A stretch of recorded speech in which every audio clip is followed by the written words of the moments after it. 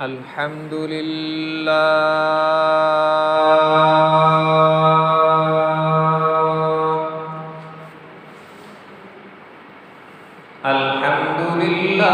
نحمده ونستعينه ونستغفره ونؤمن به ونتوكل عليه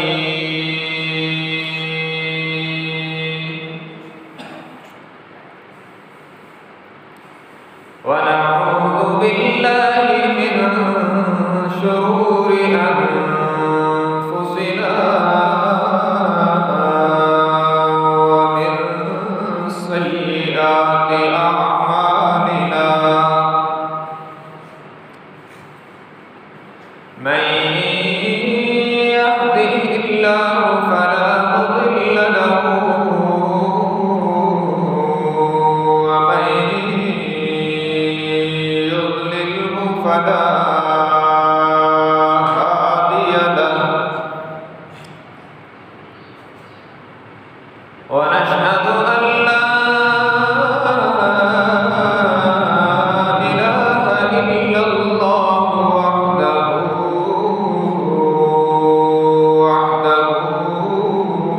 لا شريك له ونشهد أن سيدنا وسندنا وشفيعنا وقائدنا الأعظم وهادينا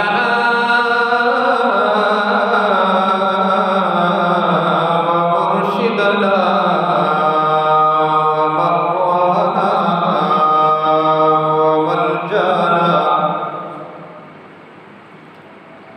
ومولانا محمدا عبده ورسوله أرسله بالحق بشيرا ونذيرا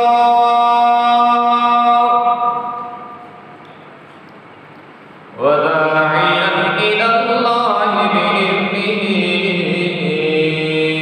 وسراجا منيرا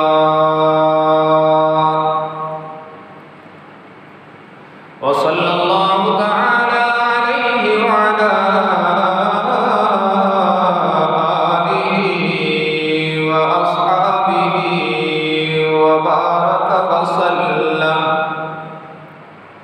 وبارك وسلم تسليما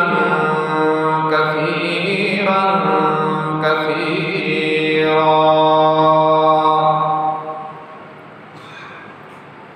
أما بعد فأعوذ بالله من الشيطان الرجيم بسم الله الرحمن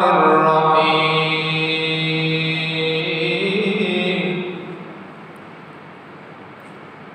إن الذين يرمون المحصنات الغافلات المؤمنات لعنوا في الدنيا والآخرة ولهم عذاب عظيم يوم تشهد عليهم ألسنتهم وأيديهم وأرجلهم بما كانوا يعملون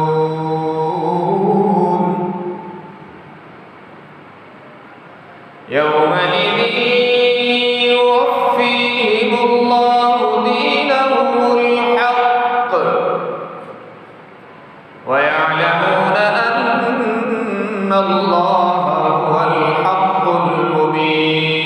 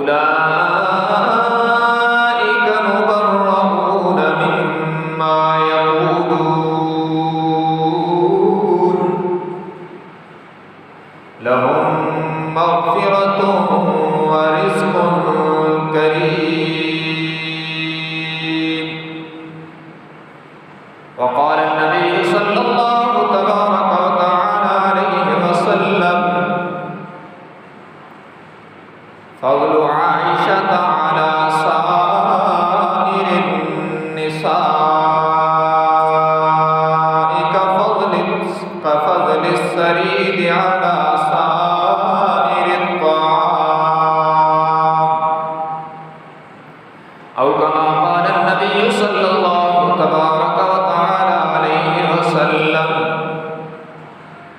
सदक़ल्लाहु व सदक़ रसूलुहुन नबियुल उम्मियुल हाशिमियुल अमीनुल करीम व नहनु अला ज़ालिक लमिनश शाहिदीन वश्शाकिरीन वल्हम्दुलिल्लाहि रब्बिल आलमीन। इन्नल्लाह व मलाइकतहु युसल्लूना अलन नबी या अय्युहल्लज़ीना आमनू सल्लू अलैहि वसल्लिमू तस्लीमा। अल्लाहुम्मा सल्लि अला मुहम्मदिन व अला आलि मुहम्मद कमा सल्लैता अला इब्राहीम व अला आलि इब्राहीम इन्नका हमीदुम मजीद।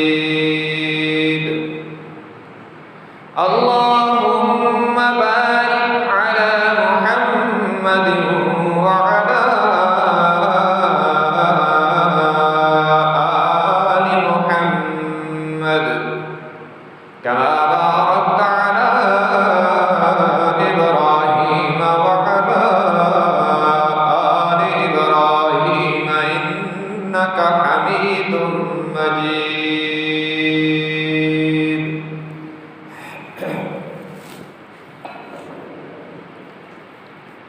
हाज़िरीन किराम क़दर,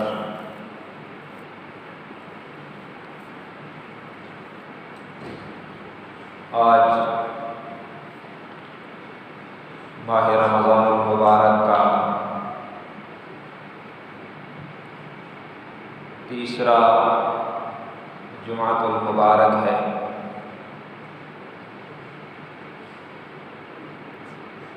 और 17वां रोज़ा है, यानी इस माह मुक़द्दस की आज 17 तारीख़ है, जहाँ ये माह मुक़द्दस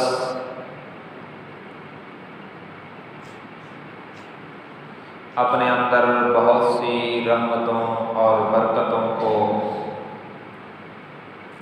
समेटे हुए है।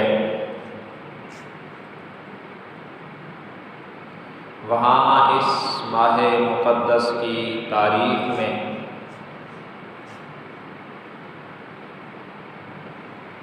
बहुत से ऐसे वाक़यात भी रूनुमा हुए हैं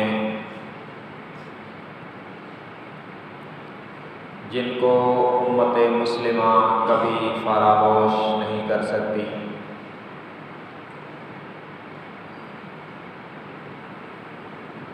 तमाम वाक़यात का इहाता करना इस मुख्तसर वक्त में मुमकिन नहीं है।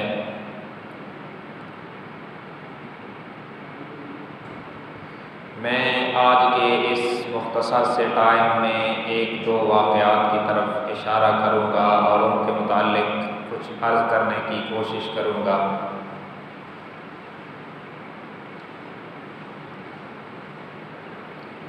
सन 2 हिजरी में कुफ़र और इस्लाम की सबसे अज़ीम जंग, जिसे ग़ज़वे बद्र के नाम से याद किया जाता है, ये इसी माह मुक़द्दस की 17 तारीख़ को हुई है। रमज़ानुल मुबारक का ये 17वां रोज़ा था जब अल्लाह तबारक व तआला ने इस्लाम के असासी लश्कर को हुज़ूर अकरम सल्लल्लाहु अलैहि वसल्लम की क़ियादत में फ़तह से हमकिनार किया और कुफ़ार को तारीख़ तारीख़ी शिकस्त में मुब्तला किया। इस जंग को जंग बदर के नाम से याद किया जाता है, जिसमें मुसलमानों के साथ अल्लाह की अज़ीम मदद का मुज़ाहरा हुआ। और इसी माह मुक़द्दस की 17 तारीख़ को उम्मुल मोमिनीन सिद्दीक़ा बिन्त सिद्दीक़ अकबर हबीब खुदा सैयदा आयशा सिद्दीक़ा रज़ियल्लाहु अन्हा की वफ़ात हुई है। ये याद रखें, मुसलमानों का ये अक़ीदा और नज़रिया है क़ुरआन के बिल्कुल ऐन मुताबिक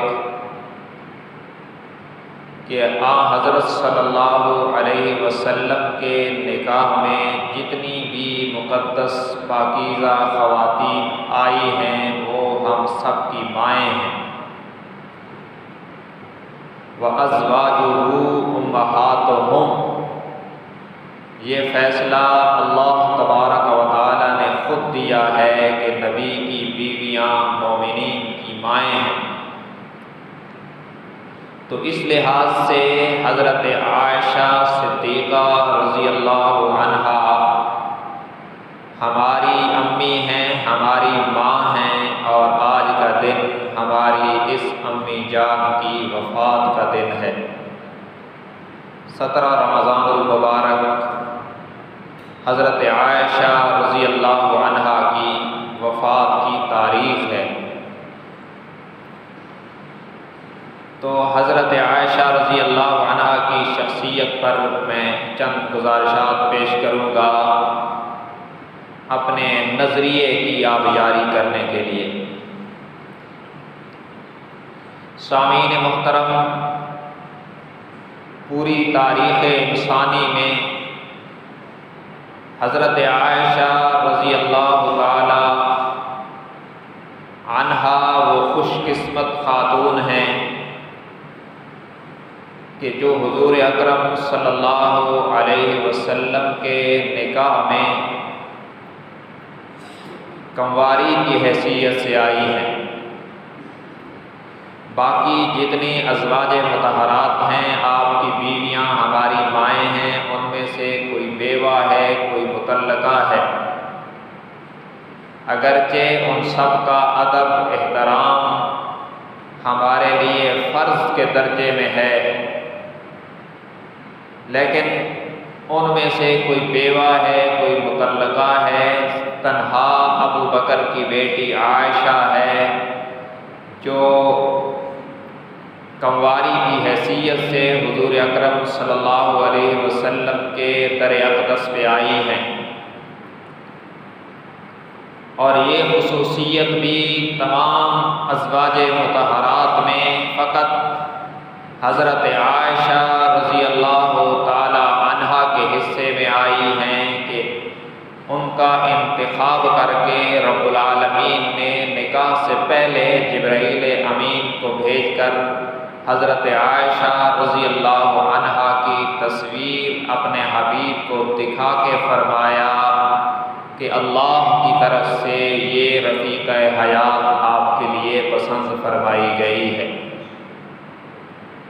तो फिर क्यों ना कहूँ मैं, ये एज़ाज़ हज़रत आयशा रज़ियल्लाहु अन्हा का है कि किसी का रिश्ता अज़ीज़ व अक़ारिब करते हैं, रिश्तेदार करते हैं, माँ बाप करते हैं, बहन भाई करते हैं, रिश्तेदार करते हैं, लेकिन हज़रत आयशा रज़ियल्लाहु अन्हा वो खुशकिस्मत खातून हैं जिसका हुज़ूर से रिश्ता डायरेक्ट परवरदिगार ने किया है।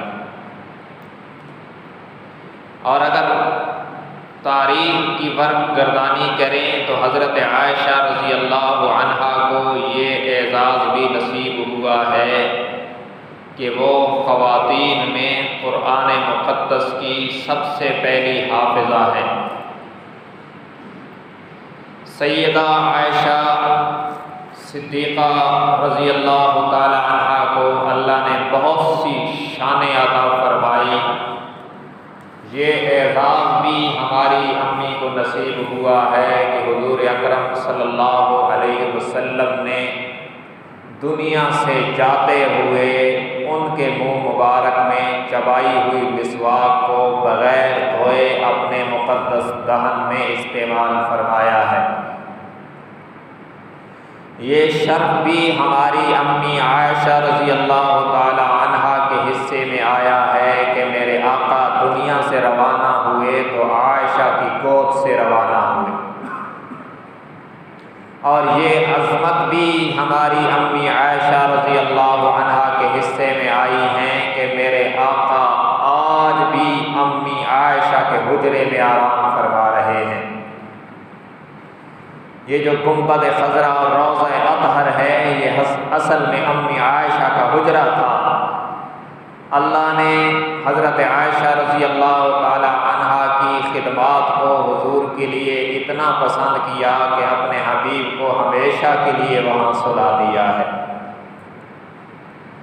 ये शर्फ भी अम्मी आयशा रज़ी अल्लाह ताला अन्हा के हिस्से में आया कि अल्लाह ने उन्हें दीन की, इस्लाम की ऐसी महारत कामिला अता फरमाई कि सहाबा को भी जब मसाइल में मुश्किल पेश आती तो सहाबा भी अम्मी आयशा के दर पे नज़र आया करते थे।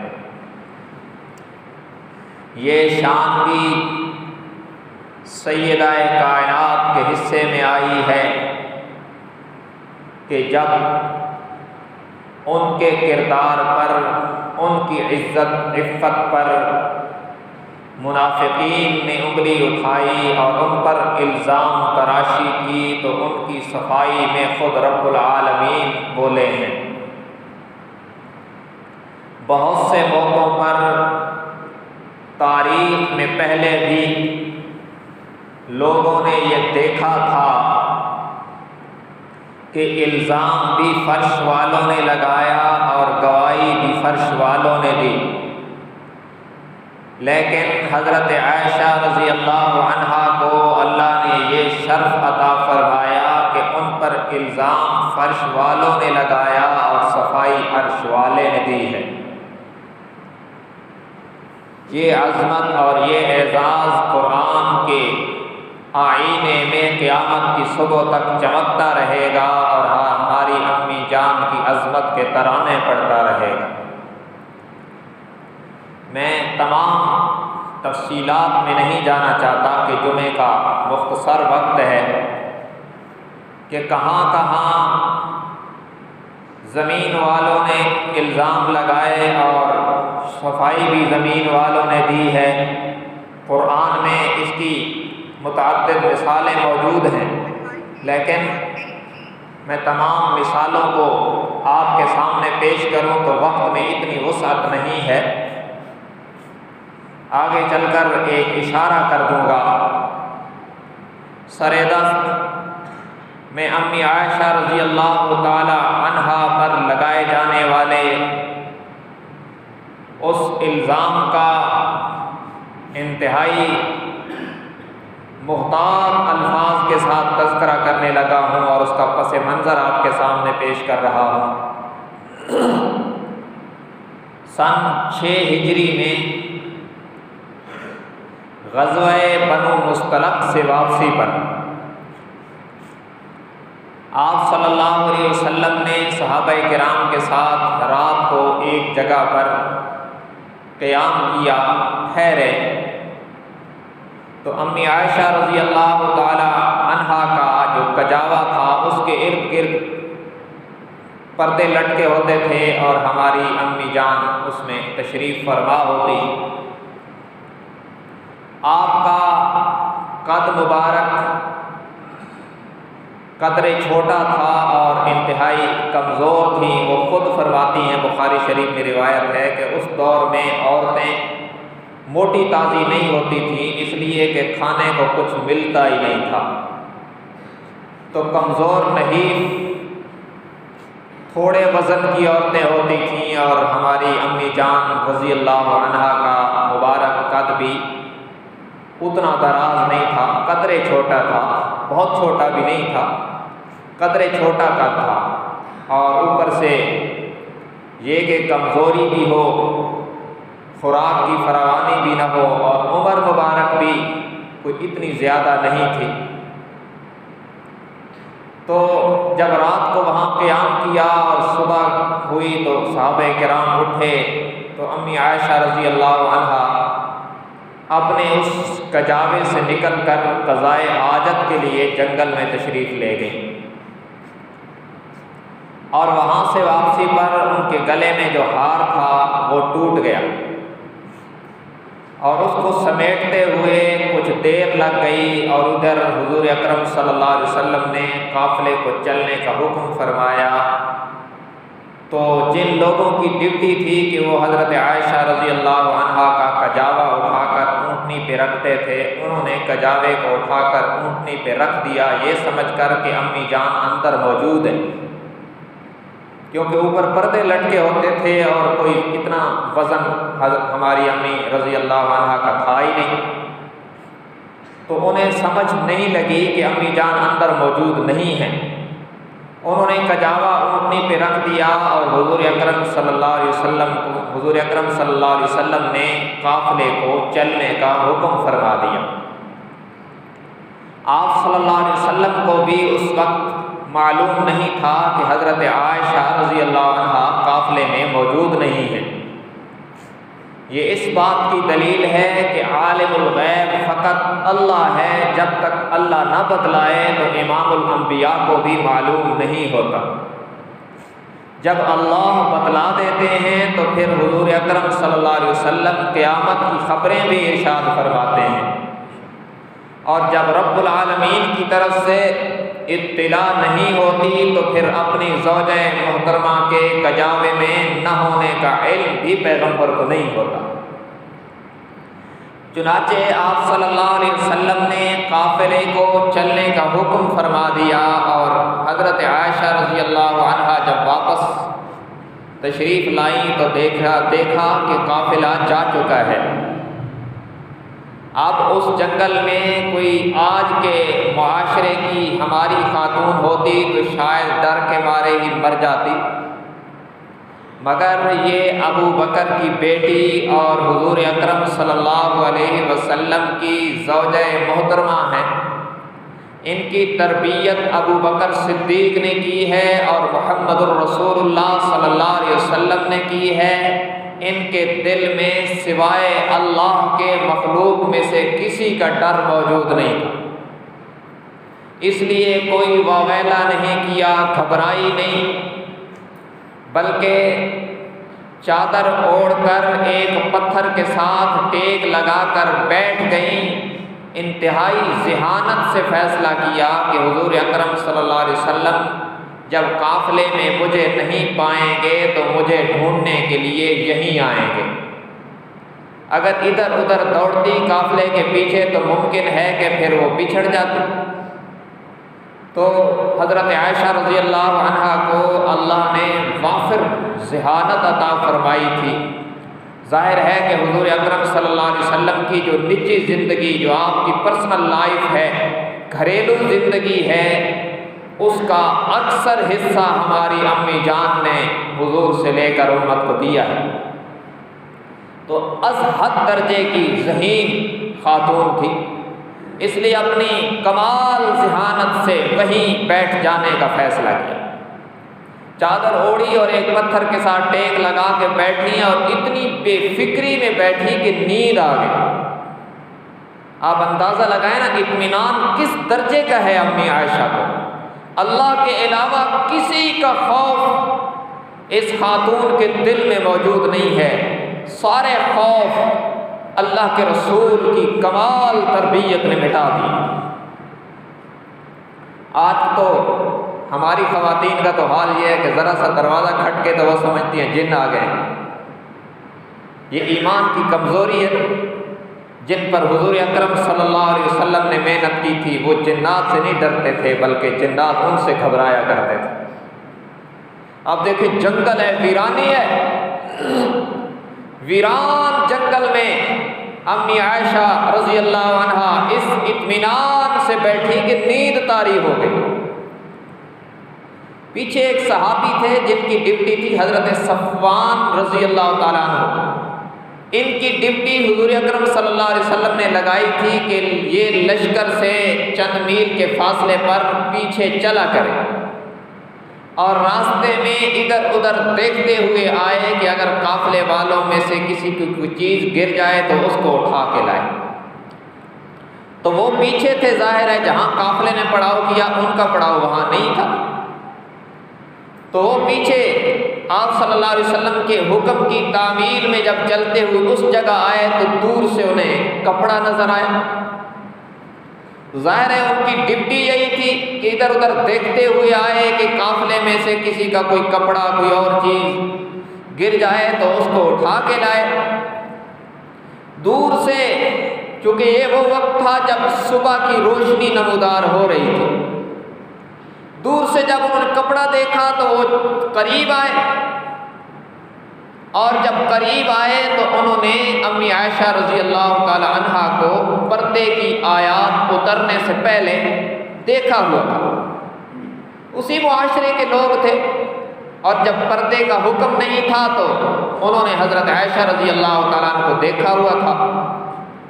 वो जब करीब आए तो वो पहचान गए और उन्होंने इतने जोर से कहा ना, इन्ना लिल्लाहि व इन्ना इलैहि राजिऊन। जोर से कहा कि ये कितनी बड़ी अजीब बात है कि अम्मी आयशा यहाँ तन्हा जंगल में मौजूद है। हजरत आयशा फरमाती हैं उन्होंने इतनी जोर से इन्ना लिल्लाह पढ़ा ना कि मेरी आंख खुल गई। कहती है कि वो शख्स इतना पाकीज़ा था कि सिवाय इन्ना लिल्लाह के मैंने उसकी जुबान से कोई लफ्ज नहीं सुना। और उसने अपनी ऊँटनी को बिठा दिया और एक कपड़ा बांधा कि इसको पकड़कर अम्मी जान ऊँटनी पे सवार हो जाएं। पकड़ने के दौरान भी अम्मी जान का हाथ कहीं मेरे साथ टच न हो। ऐसा पाकीज़ा, और जाहिर है कि क्यों ना पाकीज़ा हो, इसकी तरबियत मोहम्मद रसूलुल्लाह ने फरमाई सल्लल्लाहु अलैहि वसल्लम। अम्मी जान ऊँटनी पे बैठ गई और हजरत सफ़वान रज़ी अल्लाह ताला अन्हु ने ऊँटनी को तेज दौड़ाया, ऊँटनी की मुहार पकड़ी और तेज दौड़ाया। जाहिर है वो सब कुछ भूल गए और बड़ी परेशानी में मुब्तला हुए कि ये क्या हुआ। आप सल्लल्लाहु अलैहि वसल्लम और सारा काफिला चला गया और पैगंबर की इज्जत यहाँ मौजूद है। तो अजीब परेशानी के आलम में उस शख्स ने इतनी तेजी से ऊँटनी दौड़ाई ना कि दोपहर के वक्त तक अम्मी आयशा को काफिले में पहुंचा दिया। हुजूर अकरम सल्लल्लाहु अलैहि वसल्लम के खिदमत में, आपकी खिदमत में अम्मी जान को पेश कर दी और सारा वाक़या हुजूर को बतलाया गया। इस काफिले में अब्दुल्ला बिन उबई मलऊन, दुनिया का वो बदबख्त जिसने पैगंबर अलैहिस्सलाम के साथ दोस्ती के उन्वान से दुश्मनी की बुनियाद रखी, ये वो बदतरीन इंसान है कि अल्लाह कुरान में फरमाते हैं जहन्नम में अबू जहल को भी उतना अजाब नहीं होगा जितना अब्दुल्ला बिन उबई और उसकी रूहानी ज़ुर्रियत को होगा। इंतहाई घटिया और बदफितरत ये शख्स अब्दुल्ला बिन उबई मुनाफिकीन का सरदार था। और मुनाफिक वो लोग थे जो अंदर से काफिर थे, बज़ाहिर जुबान से कलमा भी पढ़ते थे। जो हुजूर के पास आते तो कहते इन्ना माकुम, हम तो तुम्हारे साथ हैं। व इला खलौ इला शयातीनिहिम, जब अपने शैतानों और अपने काफिरों के पास जाते तो कहते इन्ना माकुम इन्नमा नहनु मुस्तहज़िऊन, अरे हम तो तुम्हारे साथ हैं, हम तो हुजूर और सहाबा के साथ माअज़ल्लाह मजाक करके आते हैं। ये ऐसे घटिया फितरत के लोग थे। अब्दुल्ला बिन उबई मुनाफिक उनका सरदार था और ये मुसलमानों के साथ इस बदनीयती से रहता था कि कोई मौका मिले और मैं इनकी इज्जत खराब करूं। इसने जब अम्मी आयशा को हजरत सफ़वान के साथ आते देखा तो इस बदफितरत को साजिश का मौका मिल गया और इसने अपने मुंह से गिलाज़त बकी और वो जुमले कसे कि कोई मुसलमान जिनको नकल करने की जुर्रत भी नहीं कर सकता। और मदीना मुनव्वरा पहुंचने पर इसने एक साजिश का तूफान खड़ा कर दिया और जाहिर है कि ये अम्मी आयशा रज़ी अल्लाह अन्हा रसूल की इज्जत है, अबू बकर सिद्दीक की बेटी और पैगंबर की पगड़ी और दस्तार और पैगंबर का हरम और पैगंबर की इज्जत कोई नॉर्मल मसला है? वतहसबूनहु हय्यिनन वहुव इंदल्लाहि अज़ीम। अल्लाह फरमाते हैं तुम मामूली समझते हो, ये अल्लाह के यहाँ बहुत बड़ी बात कि पैगंबर की इज्जत पर उंगलियां उठ रही हैं। मदीना की गली कूचों में मुनाफिक तबसरे करते फिरते थे उन गंदे लफ्ज़ों के साथ कि जिनको कोई मुसलमान बता भी नहीं सकता। चंद सादा तबीयत मुसलमान जिनकी नीयतों में कोई शक नहीं था, लेकिन उनकी तबीयत की सादगी की वजह से वो भी इस प्रोपेगेंडे का शिकार हुए। 2-3 लोग, हज़रत हसन, हज़रत मिस्ता और हज़रत हमना बिन्त जहश रज़ी अल्लाह अन्हुमा व अन्हा, 3 बंदे बहुत सादे लोग थे। आपने यहाँ अब भी देखा होगा सादे लोगों को लोग जल्दी फंसा लेते हैं। तो ये जो बिल्कुल सादा लोग मुसलमान थे, ये बेचारे भी समझ ना सके।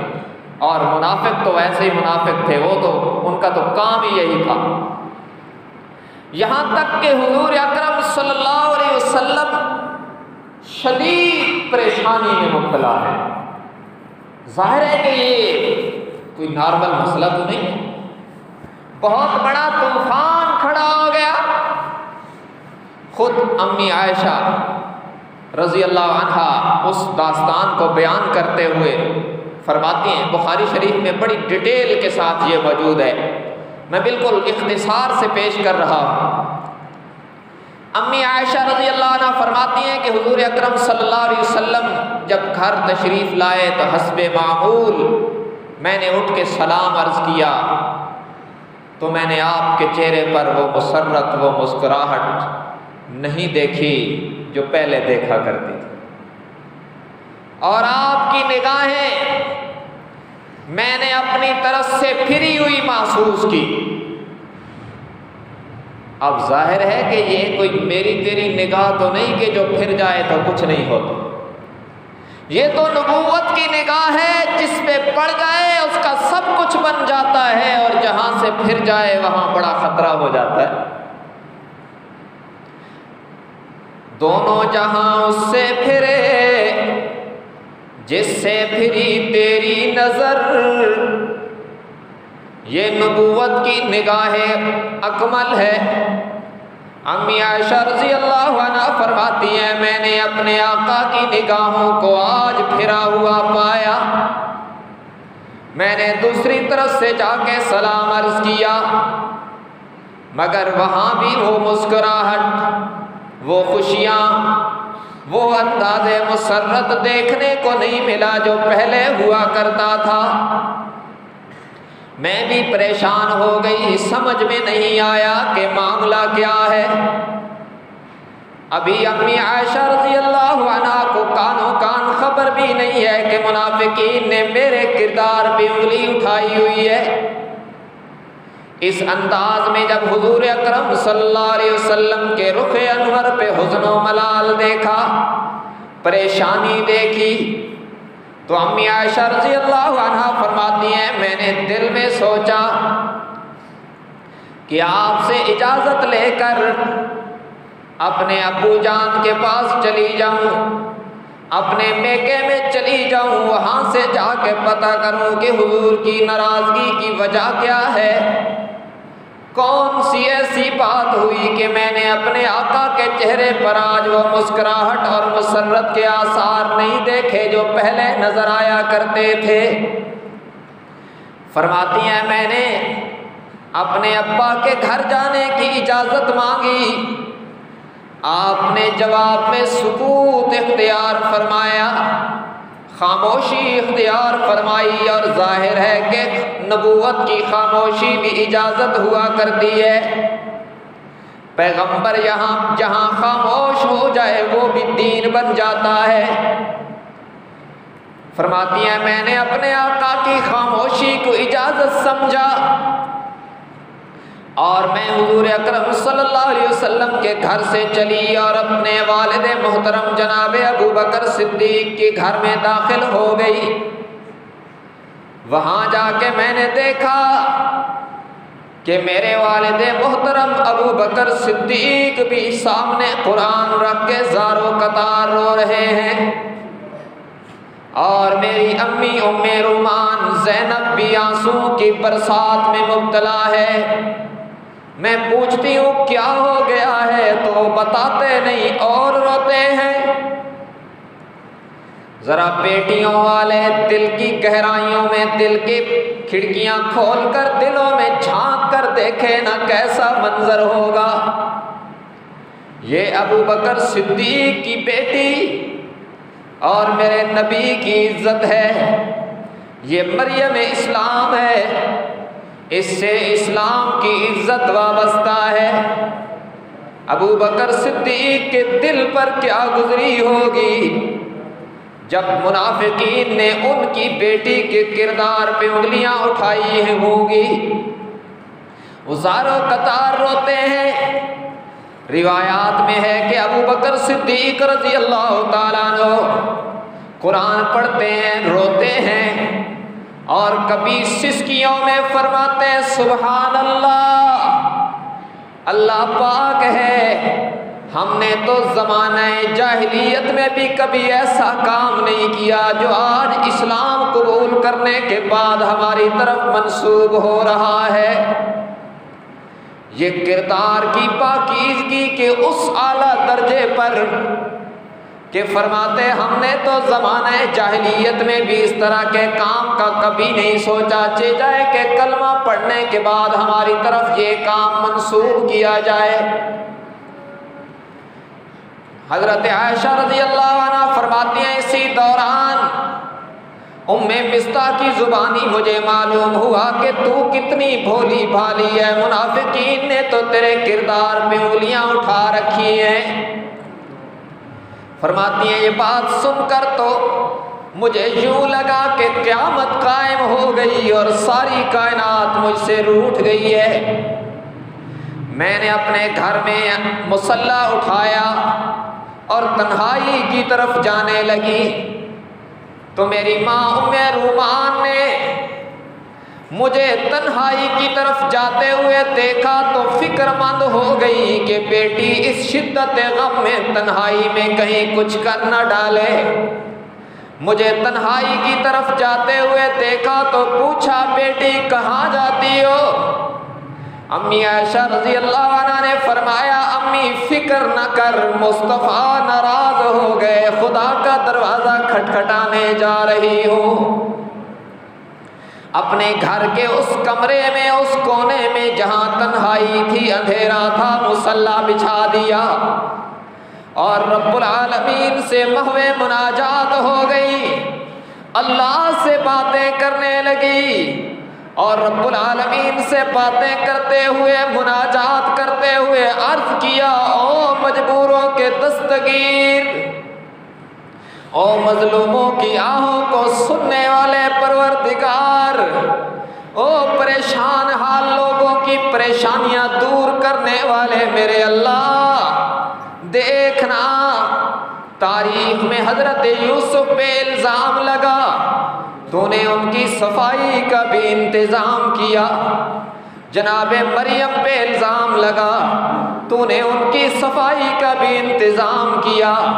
जनाबे मूसा पे इल्जाम लगा, तूने उनकी सफाई का भी इंतजाम किया। देखना आज तेरे महबूब की हुमैरा तेरे दर पे रोती हुई आई है, और उस वक्त तक तेरे दर से सर नहीं उठाऊंगी जब तक मेरी बरात का भी ऐलान नहीं होगा। इधर अम्मी आयशा रज़ी अल्लाहु अन्हा आंसुओं की बरसात में रब से मुनाजात कर रही है, और उधर रहमतुल लिल आलमीन सल्लल्लाहु अलैहि वसल्लम ने सहाबाए किराम की मीटिंग बुलाई हुई है।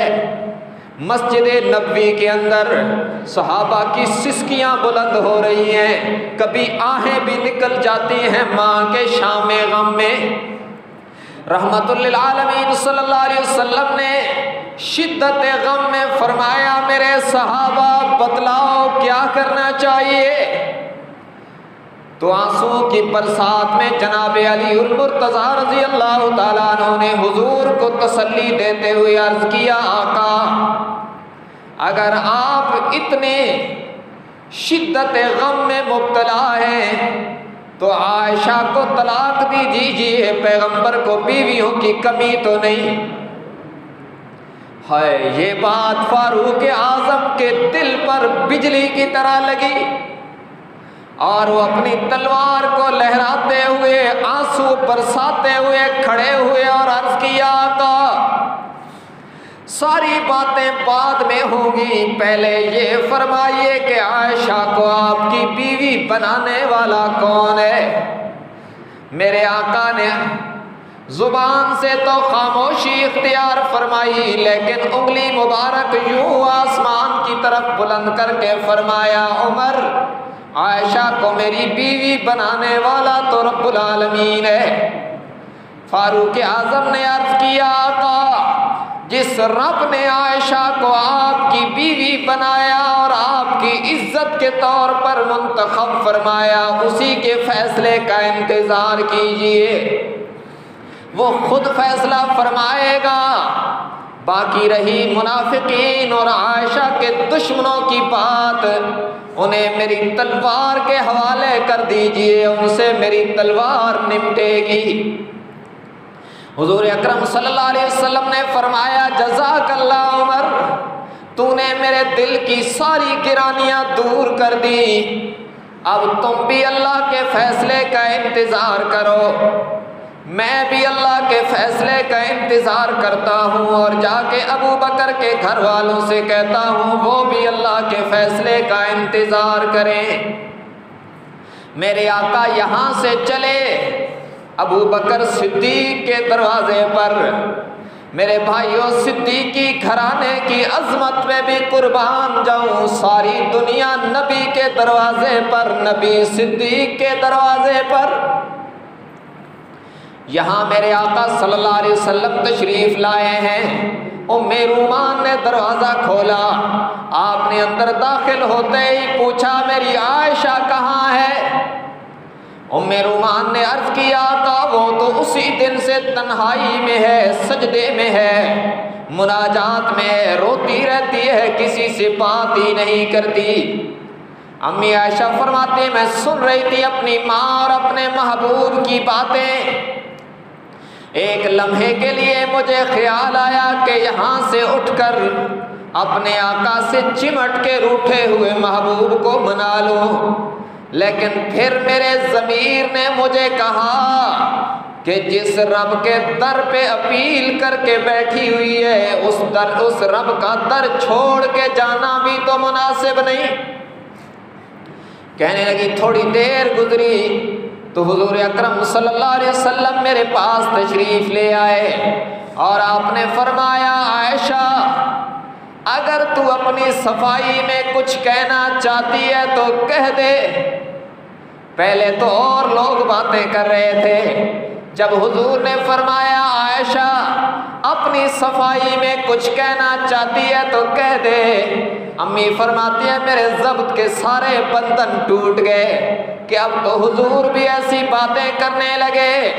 कहने लगी आका आज मेरा वही हाल है जो जनाबे यूसुफ के बाप का था। शिद्दत गम में जनाबे याकूब का नाम भी भूल गई। कहने लगी मेरा वही हाल है जो जनाबे यूसुफ अलैहिस्सलाम के वालिद का था। अश्कू बस्सी व हुज़्नी इलल्लाह व अअलमु मिनल्लाहि मा ला तअलमून। मैं अपना दर्द दिल उसी को सुना बैठी हूँ जो दिलों के भेद जानने वाला है। वही रब मेरा फैसला फरमाएगा। अम्मी आयशा फरमाते हैं हुजूर मेरे करीब तशरीफ फरमा हो गए। अम्मी भी तशरीफ फरमा है, वालिद जनाबे अबू बकर सिद्दीक भी तशरीफ फरमा है। फरमाती हैं कुछ देर गुजरी तो मैंने देखा कि मेरे आका के रुखे अनवर पर पसीना मोती बन के चमकने लगा और आपके जसद अतहर पर वो कैफियत तारी हो गई जो वही के वक्त हुआ करती थी। मैं समझ गई कि राबता कायम हो गया है और मेरे मुकद्दर का फैसला होने लगा है। मेरे आका ने अपने रुखे अनवर पे चादर ओढ़ ली। कुछ देर वही के आसार तारी रहे। कुछ देर के बाद जब मेरे आका ने अपने रुखे अनवर से चादर उठाई, अम्मी आयशा फरमाती हैं मेरे महबूब का चेहरा चादर से यूं पहराया जैसे बादलों की घटाओं से 14वीं का चांद निकल आता है।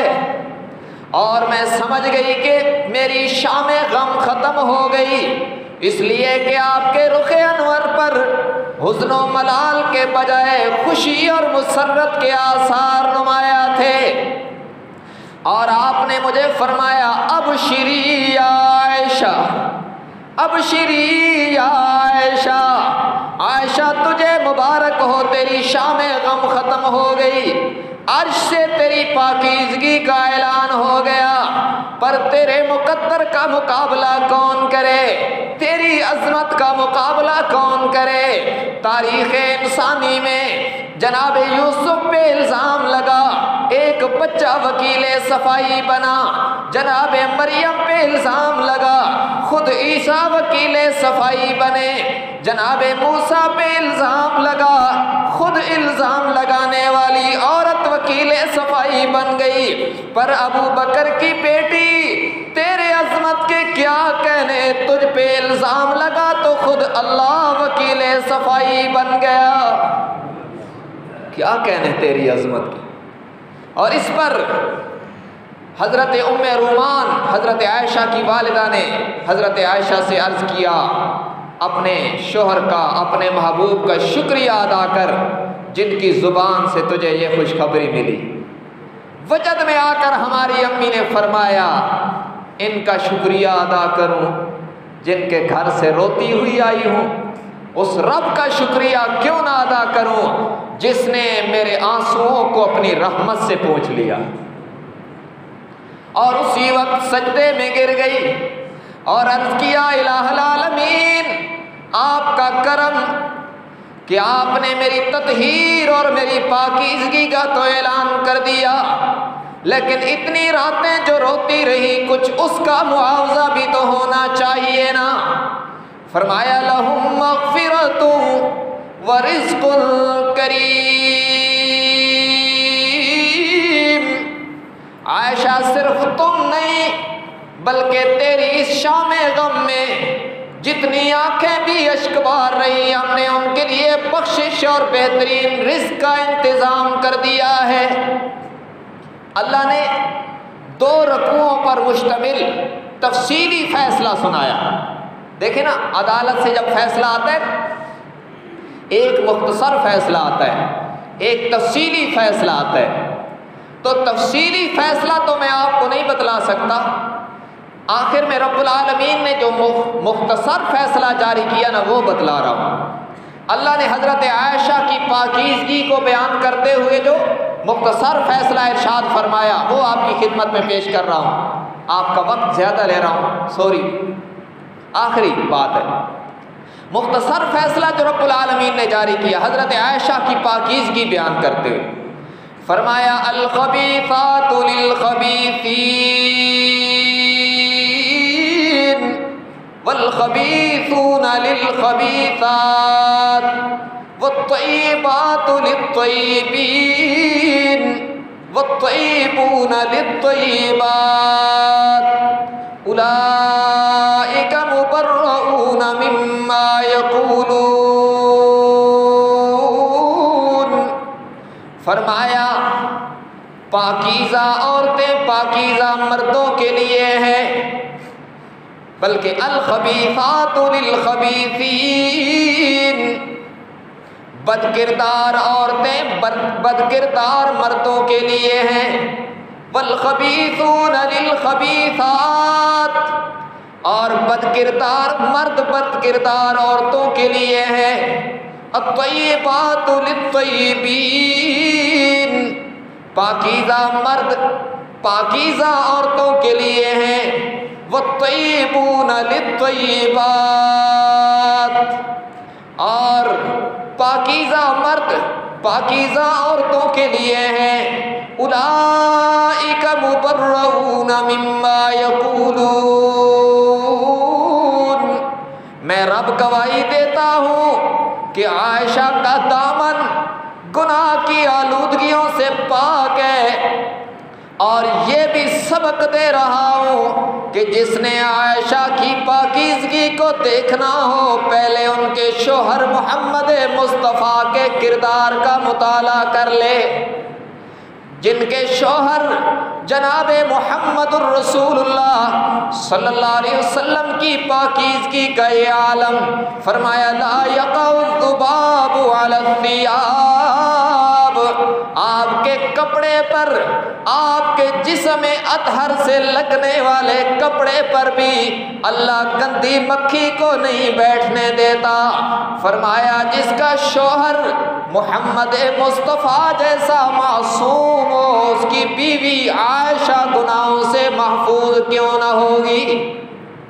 ये मुख्तसर फैसला जो रब्बुल आलमीन ने जारी किया, तफसीली फैसला अल्लाह ने 2 रुकूओं में जारी किया है, उसकी डिटेल का वक्त नहीं है।